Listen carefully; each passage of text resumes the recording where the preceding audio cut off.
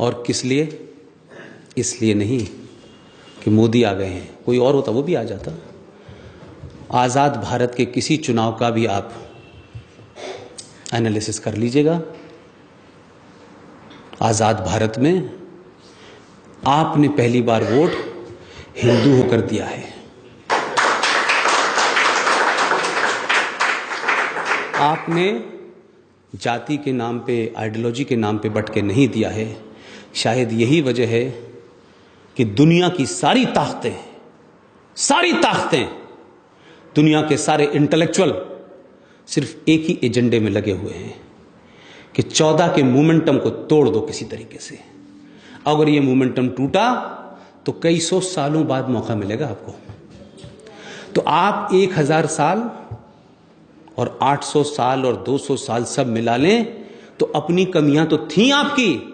अगर वो कमी किसी कारण से भी 2014 में दुरुस्त हो गई है तो उसको टूटने मत दीजिएगा। मेरा सिर्फ आपसे ये नहीं था।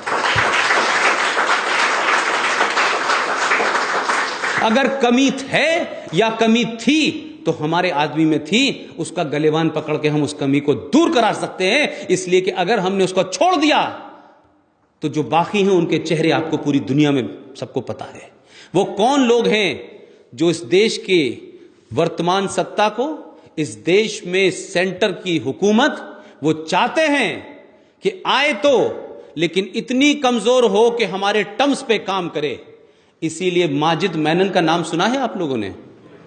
माजिद मेनन मुंबई के एक बड़े वकील हैं, एनसीपी के राज्यसभा के एमपी रह चुके हैं, पढ़े लिखे आदमी हैं, मूर्ख नहीं है। आप उन्हें उन लोगों से तुलना नहीं कर सकते जो टेलीविजन पे छोटे भाई का पजामा, बड़े भाई का कुर्ता पहन के बैठते हैं। आप उनसे तुलना नहीं कर सकते। आप बड़े ज़हीन हैं, बड़े अक्लमंद लोग हैं।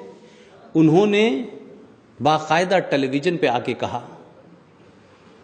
कि मुसलमानों ने 2019 के लिए, ये देखिए, हो सकता है कि आप लोगों से कुछ चीज़ें छूट जाती हों। मैं उस प्रोफेशन में रहा हूं इसलिए मुझे चीज़ें याद भी रहती हैं, मैं कनेक्ट भी करता हूं। उन्होंने साफ साफ कहा ये बात कि जो गलती हमसे 2014 में हो गई है वो 2019 में रिपीट ना हो।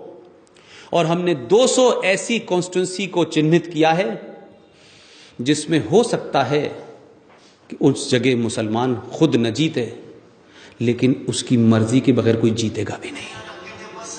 लेकिन आपकी तैयारी क्या है? कुछ इस बात से नाराज हैं कि एससी एक्ट पे कुछ हो गया है, कुछ किसी और बात से नाराज हैं। लेकिन मैं फिर बता रहा हूं, यह बात कोई बोलेगा नहीं आपको।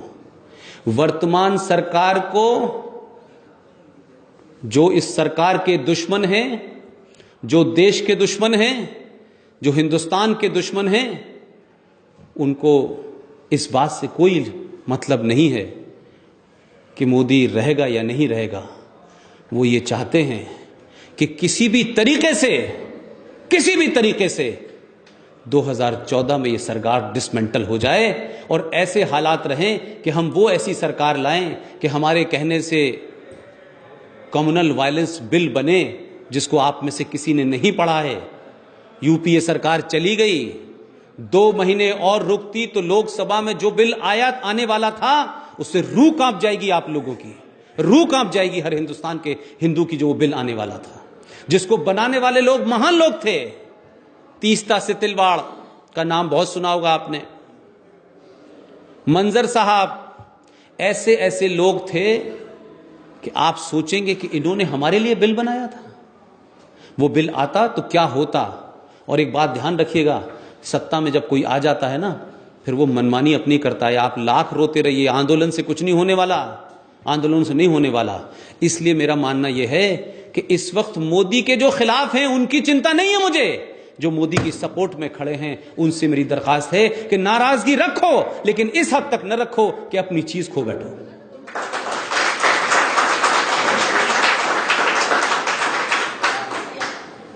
लिहाजा खतरे को समझिए। आपको बाहर से जितना खतरा है उससे 1000 गुना खतरा अंदर से है। इस देश में 500 से ज्यादा कश्मीर बन चुके हैं। आपको पता ही नहीं है। आपको कब पता चलता है? जब आपके पड़ोस में धमाका हो जाता है, जब अजमेर में हंगामा हो जाता है, जब संभल में हंगामा हो जाता है, जब कैराना से लोग भागने लगते हैं, तब आपको लगता है अच्छा ये वजह है इसलिए भाग रहे हैं।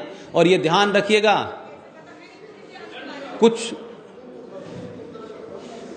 कुछ लोगों के पास भागने की कुछ जगह होगी,